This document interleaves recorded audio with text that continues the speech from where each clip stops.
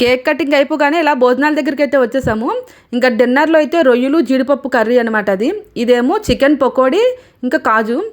తర్వాత ఇది మటన్ కర్రీలో ఆయిల్ చూడండి ఎలా తేలిపోతుందో ఫుల్గా. ఇంకా ఇదేమో కచ్చంబరి అనమాట. ఇది ఫ్రైడ్ చికెన్ పీస్ బిర్యానీ అనమాట. ఈ బిర్యానీ టేస్ట్ అయితే అసలు మామూలుగా లేదనమాట, చాలా బాగుంది. ఇంకా సలాడ్ ప్లేట్స్ అనమాట. అందరూ నాన్ వెజ్ తిన్న వాళ్ళు ఎక్కువ ఉన్నారు. ఒకవేళ నాన్ వెజ్ తినలేని వాళ్ళ కోసం వెజిటేరియన్ అనమాట. ఇంకా బెండకాయ పకోడీ జీడిపప్పు, ఇది పన్నీర్ కర్రీ జీడిపప్పు అనమాట. అన్నిట్లో జీడిపప్పులు బాగా వేశారు. ఈ వంటలు అయితే టేస్ట్ చాలా అంటే చాలా బాగున్నాయి అనమాట.